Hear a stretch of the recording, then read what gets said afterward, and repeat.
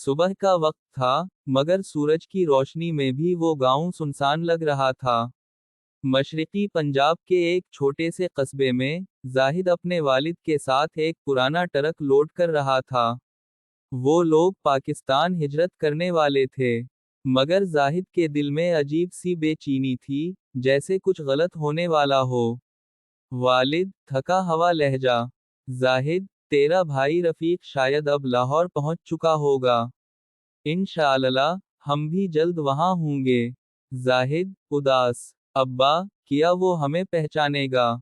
इतना वक्त हो गया। बाप ने बेटे के कंधे पर हाथ रखा, मगर कुछ ना बोला। रात के वक्त काफिला रवाना हुआ। औरतें, बच्चे, बूढ़े, सब खामोश, जैसे सब कुछ छीन चुका हो।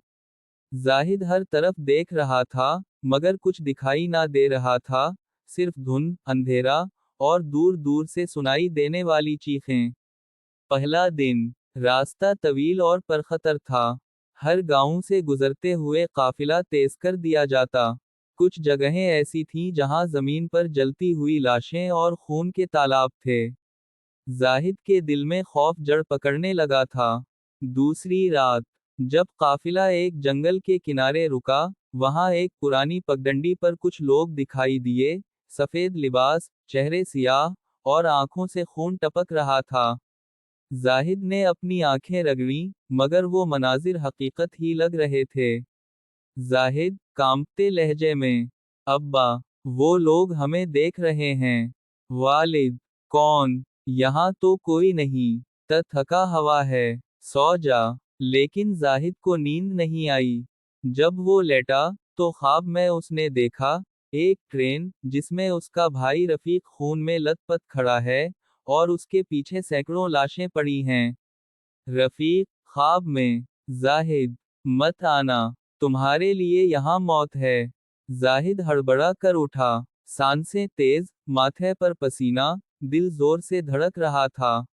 अगली सुबह, काफिला जब रेलवे स्टेशन पहुंचा, तो वहां एक ट्रेन खड़ी थी, वही ट्रेन जो जाहिद ने ख्वाब में देखी थी। लोग खुश हो गए कि अब सफर आसान होगा, मगर जाहिद की रूह कांप रही थी। जैसे ही सब लोग ट्रेन में सवार होने लगे, एक बूढ़ी औरत चलाई। ये वही ट्रेन है जिसमें मेरे बेटे की लाश आई थी। ये खून में डूबी है। लोग रुक गए, मगर काफिलादार ने सबको समझाया कि ये वहम है। जाहिद को लगा कि कोई उसे खींच रहा है, शायद वही, सफेद कपड़ों वाले। ट्रेन चल पड़ी। धुआं, अंधेरा, और खामोशी। चंद घंटे बाद, जाहिद को लगा जैसे ट्रेन रुकी हो। उसने खिड़की से झांका, बाहर कुछ नजर ना आया, सिर्फ धुंध। तभी अचानक, सब दरवाजे जोर से बंद हो गए, और ट्रेन में बच्चों के रोने, औरतों के चीखने और मर्दों की दहाइयां गूंजने लगें। जाहिद, चीखते हुए, ये क्या हो रहा है? हमें निकालो यहाँ से। तभी एक दरवाजा खिला। वहां रफीक खड़ा था, मगर उसके चेहरे पर सुकून नहीं था, बल्कि वो सर्द, संजीदा, और गैर इंसानी लग रहा था। रफीक, मध्यम आवाज में, मैंने कहा था ना, मत आना। अब तुम वापस नहीं जा सकते। जाहिद को लगा जैसे उसके पांव जमीन में धंस गए हों।